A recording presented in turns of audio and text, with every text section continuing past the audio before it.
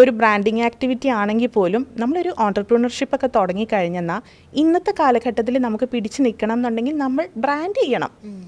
പണ്ടെന്ന് പറഞ്ഞു കഴിഞ്ഞാൽ 100 വീടെടുത്ത് കഴിഞ്ഞാൽ അതിൽ നിന്ന് 1-2 പേര്, അതായത് നമുക്കിപ്പോൾ നമ്മുടെ ഫാദറിൻ്റെയൊക്കെ കാലഘട്ടത്തിൽ ഒരു 100 വീടെടുത്ത് കഴിഞ്ഞാൽ അതിൽ നിന്ന് 2 പേരേ ഉണ്ടാവുള്ളൂ അവനവൻ്റേതായിട്ട് എന്തെങ്കിലും തുടങ്ങുന്നത്. ഇപ്പം അങ്ങനെയല്ല. ഇപ്പം 100 വീടെടുത്ത് കഴിഞ്ഞാൽ 50 പേരും അവനവൻ്റേതായ എന്തെങ്കിലുമൊക്കെ പ്ലാറ്റ്ഫോമുകൾ ക്രിയേറ്റ് ചെയ്യുന്നവരാ. അപ്പം ഇത്രയും കോമ്പീറ്റിംഗ് ആവുമ്പോൾ നമ്മളെ ബ്രാൻഡ് ചെയ്യണം, നമുക്ക് ആഗ്രഹം ഉണ്ടെന്നുണ്ടെങ്കിൽ. അതുപോലും ഞാൻ ചെയ്തത് എനിക്കൊരു 6-7 കൊല്ലത്തിന് ശേഷം ഓക്കെ എൻ്റെ പ്രോഫിറ്റിൽ നിന്നെടുത്ത് എൻ്റെ ഒരു ബ്രാൻഡിനെ ബ്രാൻഡ് ചെയ്യാനായിട്ട്, ബ്രാൻഡിങ്ങിലേക്ക് എത്തിക്കാനായിട്ട് പറ്റും. അപ്പം ഞാൻ ബ്രാൻഡ് ചെയ്താൽ മതി, അതിൽ തെറ്റൊന്നുമില്ല. പലരും ഈ ബ്രാൻഡിങ്ങിനെ ഉണ്ടല്ലോ എന്തോ ഇമ്മോറൽ ആക്ടിവിറ്റി ചെയ്യും പോലെയാണ് കാണുന്നത്. അതേ ഞാൻ ബ്രാൻഡിങ്ങിന് ഒരാളെ ഏൽപ്പിച്ചിട്ടുണ്ട് കേട്ടോ, ആരോടും പറയല്ലേ, എൻ്റെ എനിക്കും തെറ്റിദ്ധാരണ ഉണ്ടായിട്ടുണ്ട് കേട്ടോ. ഈ ബ്രാൻഡിങ് ചെയ്യുന്നത് പുറത്ത് പറയാൻ